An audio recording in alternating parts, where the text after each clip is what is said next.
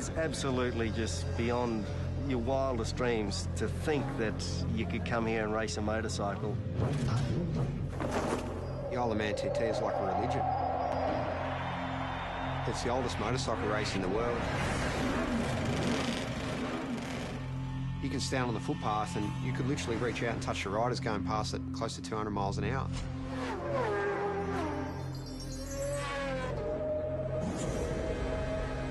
The houses are passing you so quick, sometimes it feels like you're inside a video game.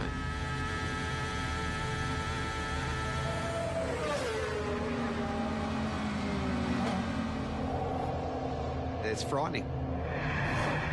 It's damn dangerous and it stresses me out.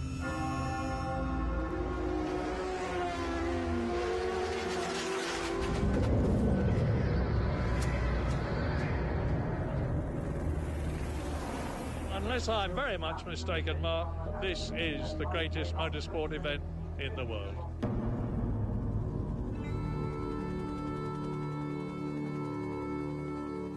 Between Ireland and Britain in the Irish Sea sits the Isle of Man. A sleepy tax haven for most of the year.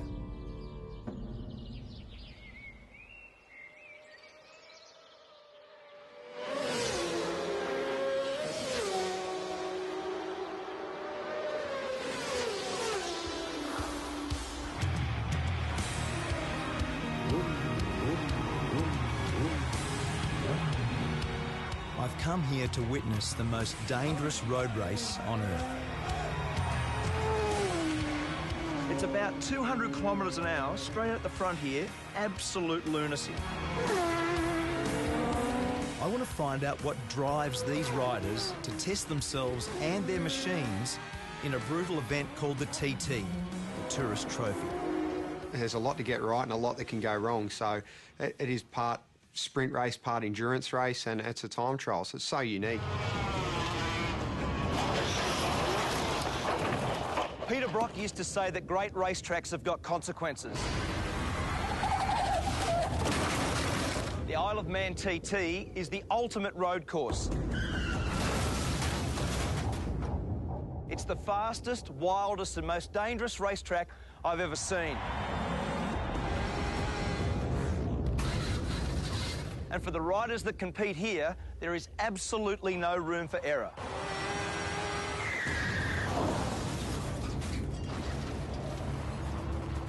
In its 104 years, 234 riders have died. It says on the back of your pass that motor racing is dangerous. This is dead set dangerous, isn't it? It is. It really is. It's frightening. Aussie rider Cameron Donald is one of over 200 starters this year. And when you add the fans, it's like an invasion. With Cameron is his girlfriend Karen, herself a keen motorcyclist. They've been planning for the race all year. So is this normal nervous start tension? Kind of is. Normally this is done the night before. Is it? Or late night last night, obviously? Usually we like to have this done the night before, everything, but by the time we finish, like 11 o'clock, it's just like, let's get out of here and worry about it tomorrow. So what's Karen's job in this world? Keep me calm.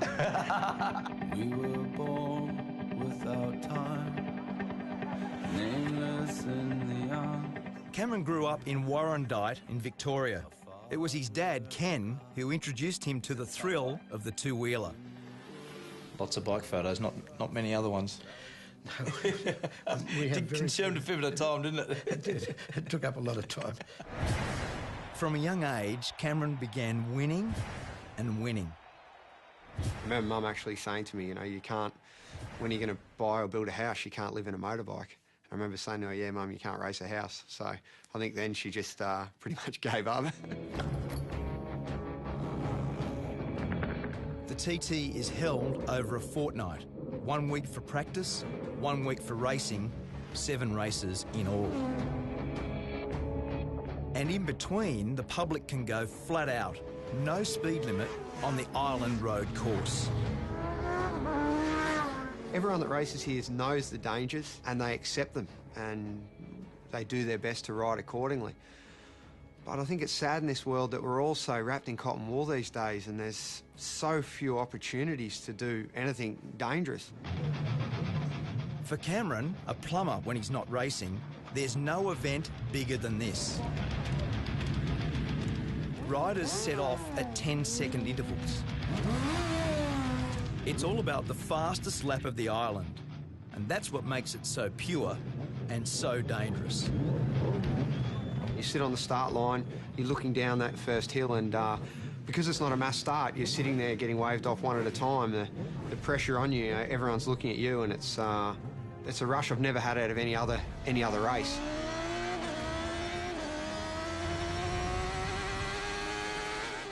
There's just so few events in the world where we can do such a thing, where you can close off a road and race a motorbike around it. It's such a beautiful thing. 61 kilometres of public roads. Over 200 corners to be negotiated. Top speed, 330 kilometres an hour. This isn't a track. This is a country road. Like, let's not get this wrong. And it's fast. My friend and 5-times world champion Mick Doohan has come here for the first time. Sort of madness, He's not racing, but on the parade lap, he got a taste of what it's like. First reaction, as soon as you saw the place, looked around, what was your first reaction? Yeah, I didn't need to come here to have that reaction. It's just, as I say, it really, it is absolutely just beyond your wildest dreams to think that you could come here and race a motorcycle. The race has always had its critics, but from the start, its danger was its attraction. Back then, racing was banned in England, and the island was the only place where there were no speed limits. The TT was born. The voice of motorsport, Murray Walker. You've got a great history here, haven't you? You've been how many years? First of all, let me say it's great to see a great Australian at a great race. Thanks. To answer your question, Mark, I first came here in 1925. I was born in 1923. My father won here. I don't know how many times I've been here. Many, many, many times. In his 88 years, Murray Walker has seen some very good riders. And impressing him this year is our Aussie rider, Cameron. He's got a good bike, he's got some good backing, and he's still got the most important race of the week to come. So maybe, hopefully, he'll get it done. Each time Cameron sets out is an exercise in courage.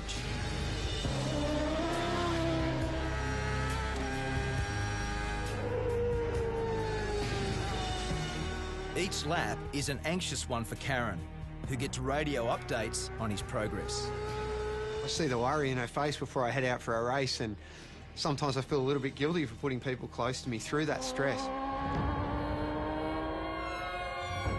In the week I was there, 7 people lost their lives. 3 riders and 4 members of the public. ACU Events Limited regret to announce the death of Derek Bryan.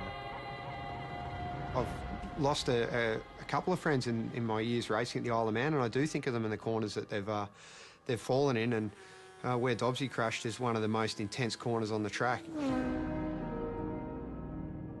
Dobbsy, Paul Dobbs, died in the TT last year. He lost his life to the sport that he loves, so. Just one of them, mate. Paul was buried on the island, leaving behind his wife and 2 daughters. So what did you love about him? God, everything. Racing. Bridget is Paul's wife. A year on, she's brought the girls back to remember their dad at the race he loved. You know it's risky, of course you do. I mean, everyone loves those photos of riders' heads this far from a stone wall.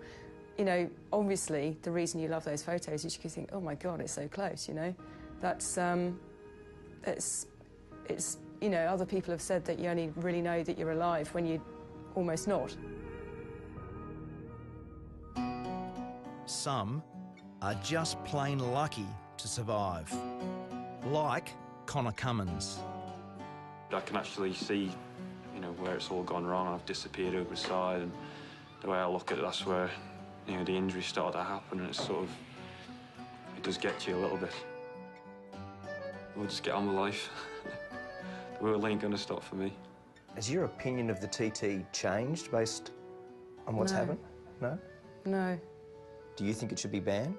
You can't possibly ban it. I mean, I don't know if you could ban it if you tried. It's like a monster, you know. It's bigger than the rest of us. Riders don't come here for the prize money. There's hardly any. The TT is simply about the glory of being the fastest. And for Cameron, it was a glorious week. In his chosen race, the Superbikes, he was just pipped for first. But second still felt pretty good. Congratulations, mate. Well done. Really good, huh? When will you settle down and stop doing this?